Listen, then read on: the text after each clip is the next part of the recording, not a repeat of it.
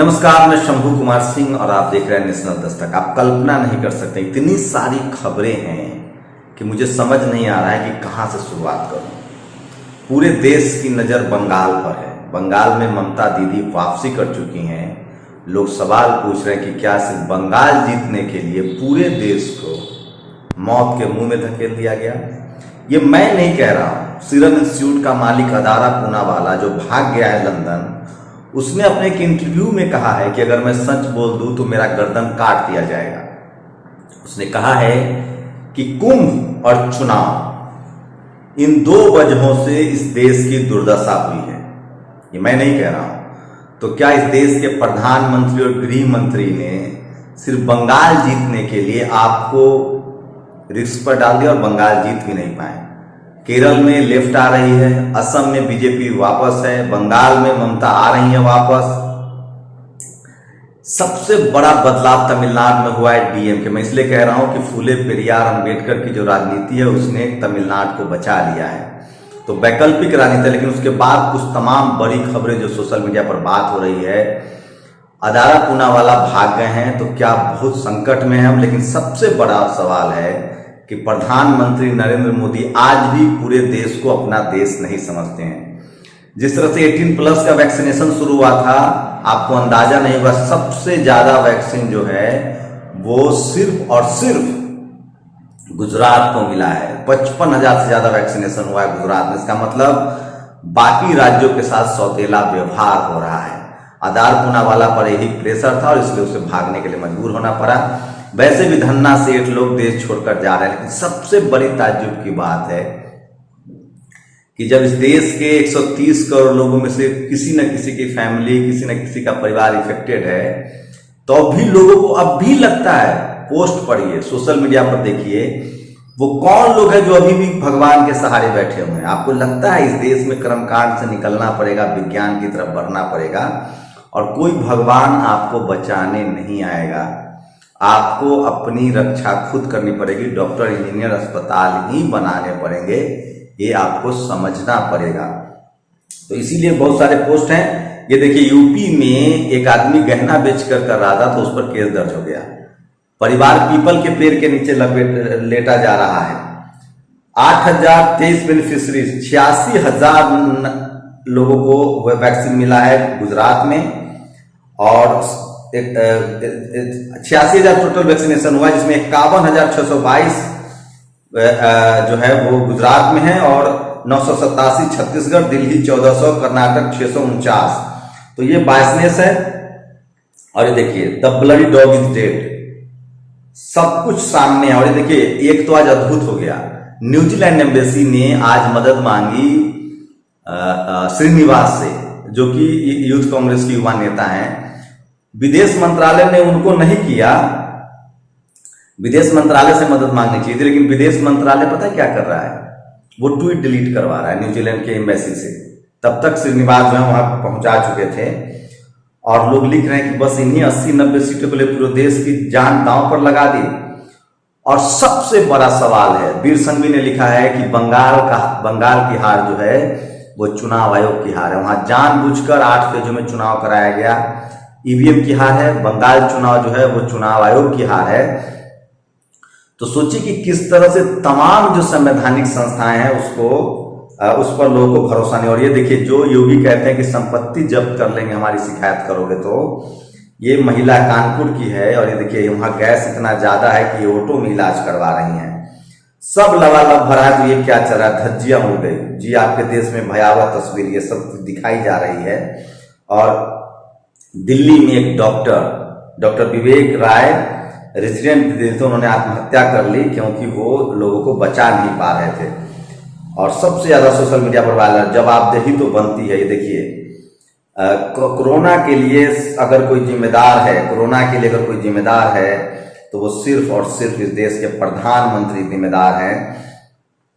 और चुनाव ने लोगों को मरने के लिए मजबूर कर दिया। ये देखिए, हाथरस की वीडियो है। ये हाथरस में सोशल डिस्टेंसिंग का किस तरह से ध्यान नहीं रखा जा रहा है। और ये देखिए, लोग कह रहे हैं कि जिस तरह से श्रीनिवास पॉपुलर हो रहे हैं, मोदी जी को income tax, ED, NIA, CBI, NCB का छापा डलवा ही दीजिए। क्योंकि पूरा देश श्रीनिवास से मदद मांग रहा है। भले नतीजे जो भी आए, कोई तैयारी नहीं की, पूरा ध्यान इलेक्शन पर रहा, पूरा देश भुगत रहा है। पश्चिम बंगाल को जीतने के चक्कर में बंदे ने पूरे देश को शमशान में लाइन लगवा दी, कोरोना पर ध्यान नहीं दिया। दूसरे देशों के दूतावास विपक्ष से मदद मांग रहे हैं, सरकार बेशर्म को शर्म आ रही है, वो सिर्फ ट्वीट मिटवा रही है। लेकिन ये रहा स्क्रीनशॉट, ये देखिए सरकार न्यूजीलैंड एम्बेसी ने जब श्रीनिवास से मदद मांगी तो सरकार के कान खड़े हुए और उसने ट्वीट डिलीट करवा दिया।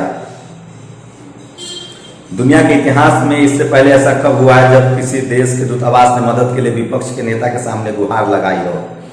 कोरोना नरसंहार के लिए जब नरेंद्र मोदी को गिरफ्तार कर उन पर मुकदमा चलेगा तो इस बात की भी जांच होनी चाहिए, इस बात की भी जांच, लोग कह रहे हैं मुकदमा होना चाहिए कि मॉडर्ना, सोचिए मॉडर्ना और फाइजर ये दो वैक्सीन थे जो पूरी दुनिया ने खरीदा है, लेकिन मोदी ने अपने दोस्त को फायदा उठाने के लिए, अदारा पूनावाला को फायदा उठाने के लिए दो उन्होंने कोवैक्सीन भी विदेश की है, कोवैक्सीन भी विदेश की है। ऐसा नहीं कि कोई भारत का वैक्सीन है, भारत में निर्माण हो रहा है, लेकिन बहुत सारे वैक्सीन बने थे जिसको हैक किया जा सकता था, खरीदा जा सकता था, लेकिन मॉडर्ना और फाइजर को जो दुनिया में सबसे ज्यादा वैल्यूएबल है उसको मोदी ने नहीं लिया, सिर्फ उन्होंने कोवैक्सीन लिया है, स्पुतनिक को भी ऑर्डर नहीं दिया। तो ये सब कुछ वैक्सीन की किल्लत के लिए भी जिम्मेदार मोदी है, क्योंकि उनके खून में बिजनेस है। और ये देखिए लगातार वही सोशल मीडिया पर चल रहा है, और Umashankar asked who must carry the blame. Adar Poonawalla ने साफ साफ कहा है कि उन पर दबाव है, सवाल है कि कौन दबाव बना रहा है, प्रधानमंत्री मोदी।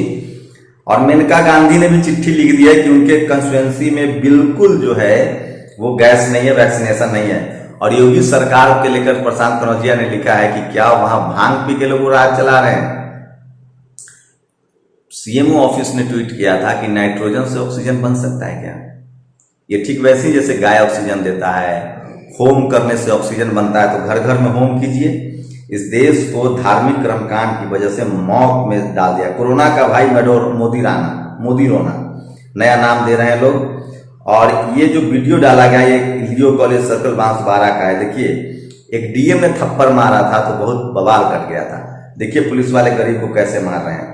और लखनऊ में योगी आदित्यनाथ का एक और तुगलकी फरमान, जो शमशान घाट है उसकी आप तस्वीर नहीं ले सकते। ये लोग सिर्फ मीडिया मैनेजमेंट कर रहे हैं, मीडिया के जरिए छुपाया जाता है, चीजों को ढका जाता है। ये देश मोदी को हराना है तो मीडिया को हराना होगा। आज भी मीडिया का शर्मनाक हरकत है। आप लोगों ने देखा ऑक्सीजन बताया जा रहा है, मीडिया वाले चुप हैं, उनको समझ में नहीं आ रहा कि बंगाल कैसे हार गया। शर्म नहीं आती है। मैं फिर कह रहा हूं, अगर मीडिया ने सवाल पूछा होता तो आज इस देश की दुर्दशा नहीं होती। आप समझ लीजिए ये सब कुछ मीडिया के नाम से चल रहा है।